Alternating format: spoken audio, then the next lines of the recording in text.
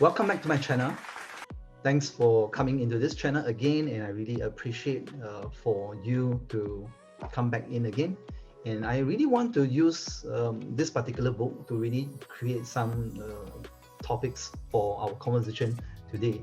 Okay, so previously I introduced this book called The Millionaire Next Door by this similar author called Thomas J. Stanley. So this is another book that he have written later, a few years later.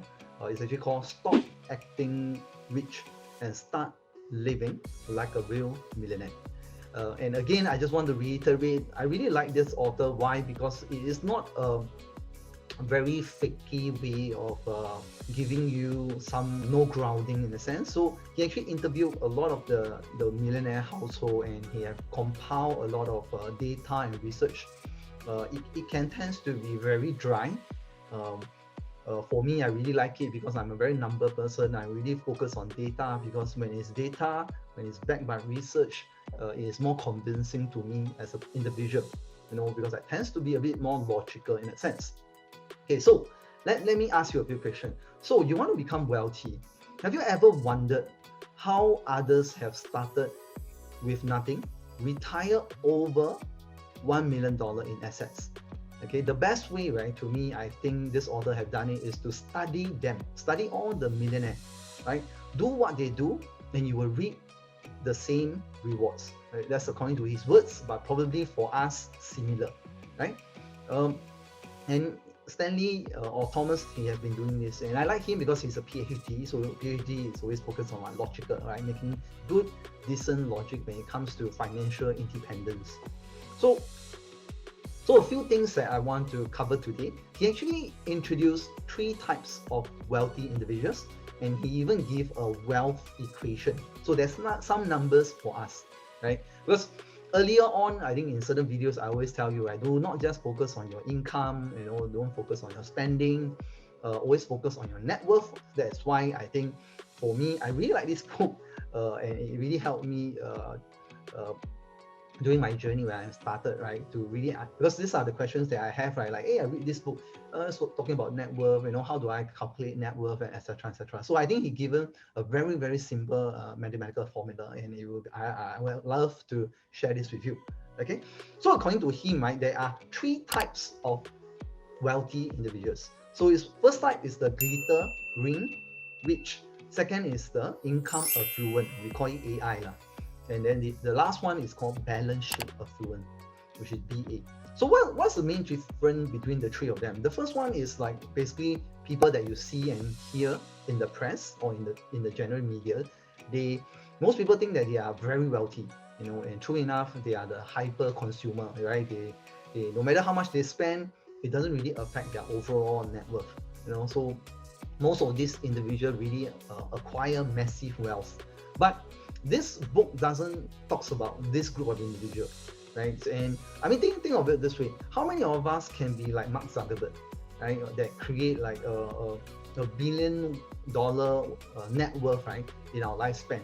I mean, to me, I'm really a common people. So to me, I do believe in miracle, but let's not be blindsided. Life still go on, and let's go into something that is more grounded. So the other 2 individuals would be something that most people tends to see on the street. So the second group is actually called income affluent, which is what we call AI. Typically, they are high income earners. But the issue is they could potentially be low net worth in itself. Why? They tend to keep up with the Joneses, right? Or keep up with the glittering rich in a sense.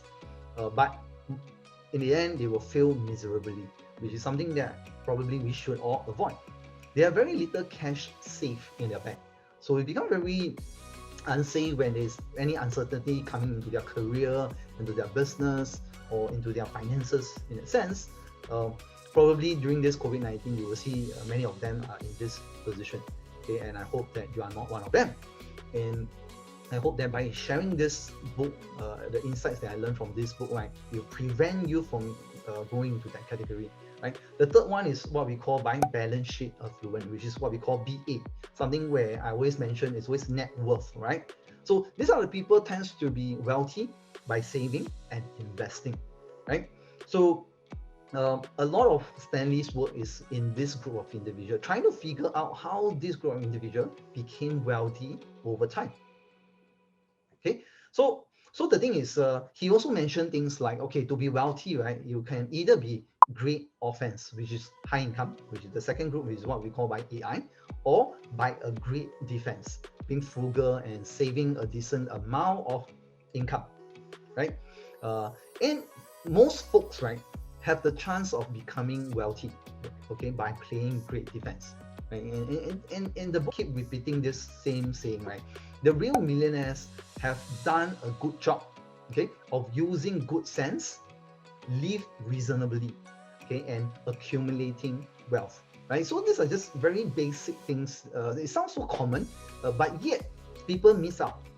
Why? Because they see the Joneses and they try to live up and keep upgrading their lifestyle when their income goes up, right? And that become a problem. Okay, for me, I personally feel that we do not just want to play defense, right? There will be always a lot of people say that, yeah, let's play defense, let's live well beyond our means by planning, saving, investing, and we don't want to act rich. Yes, we prefer not to act rich. We need to adapt to the values and the lifestyle of self-made millionaire, right? Typically like this, but to me, I think it's being both, right? I'm not asking you to just considering playing defense, right? I also feel that it's boring, and why not consider both, right? Means what? Play great offense and great defense at the same time. In a sense, why? Because it will supercharge your way to where you want to go at the end of the day, right? You do not, I mean, times and time again, we have seen, right? I mean, if I have done this survey, do comment below, okay, in this video, right? Tell me, by how many years time we want to retire? Most of you will probably say, what, yesterday. Okay, don't give me this answer. Probably like 10, 15, and 20. We do not want to retire at age 65. Right? So that is why, to me, is to really supercharge our journey. It's best to play both great offense and great defense. Okay, this is what we call by the twin engine of financial independence. Okay, but end of the day, I mean, as millionaires, you always think that or the rich, right? They are always motivated by their needs to consume better products and all this, right? Or living lifestyle, right? But if you think of it, to us, right, consumption is just a nice side benefit of becoming wealthy. Nothing wrong with buying things you like, but again, it's not about need or wants. Again, it's what's the value of buying it, in a sense. I can share with you a story, right? In very relating to this book, right? They actually have a quote: "Millionaire don't buy BMW, right? They buy Toyota." I think that quote stick with me. When I read it, I was like, for the last ever since I own a car, I always own a sort of a Japanese car.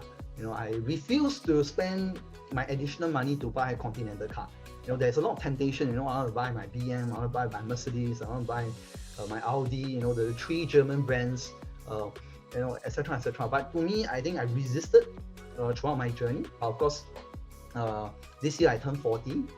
I think I made a bit of money. So in a sense, now I'm actually driving my BMW. But again, it's a fully paid car, or it's not through that. To me, end of the day, that's why I say that you should live beyond your means. But end of the day is where ask yourself, right? What can I do, right, that I can probably fully pay my vehicle, right? Don't use debt, don't use loan, or even don't use interest, in a sense. That's how we can use the money from there to reinvest to ourselves, by investing and saving up, in a sense. Okay, so this is according to the book, and I think that stuck with me until recently. I changed because I feel that I want to enjoy. Okay, so this is just a side story. Okay, so remember I said he actually shared with us this wealth equation, and I think it's very important.